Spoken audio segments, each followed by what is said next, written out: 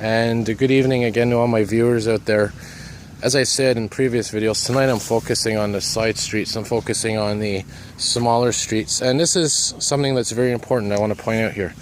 These houses, obviously, you see the street is not flooded, but if you take a look over here, you're going to see this is a very common sight. A lot of hoses that are sticking out of houses. What this is basically water that has gotten into people's homes.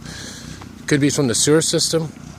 It could be from multiple sources. Obviously, it is related to the flood, but it doesn't necessarily mean that it's coming from the river on the other side of the street.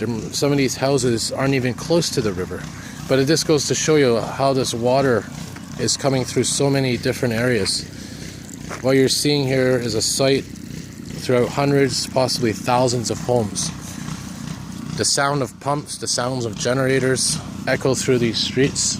Wherever you go around here, it's a common sight. And what's happening, obviously, you could see water is emptying out from the homes, collecting in these little ditches here, and like mini streams, emptying out onto bigger streets.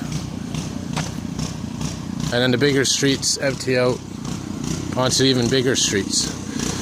So a source of a lot of the flooding is not just the sewers, not just the rivers, but also obviously people pumping water out of their homes. Obviously they have to do that until the water goes down significantly, which by significantly I mean very significantly. It's going to be days, possibly up to next week, before many of these streets empty out.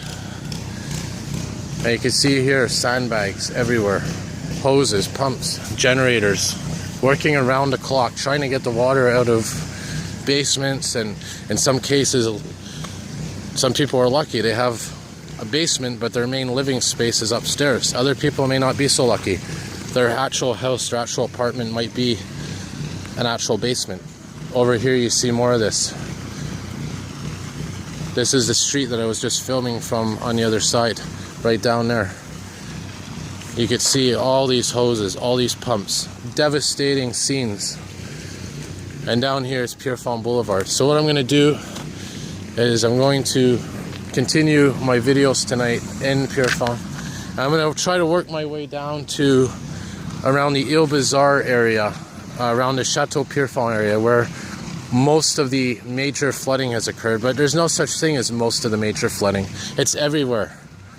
And now there's talk of how much this is going to cost in terms of not just financially, but in terms of everything. A lot of damage, not just property, but fields, parks. There's talk about the sewage system. How's the sewage system going to respond? Is it going to have to be pumped out? And of course, then there's the issue of sanitation. A lot of this water is collecting here for quite a while. A lot of parasites can come out of this water. A lot of sewage systems are backing up onto the streets. And that's where I'm a little concerned as well. I'm concerned about sanitation. What's going to happen when these sewers can't flush out properly? And all this standing water, mosquito season's coming up. We know mosquitoes, they breed in water. How's that going to affect the mosquito breeding? Well, anyway, I'm going to continue heading west, and more videos to come.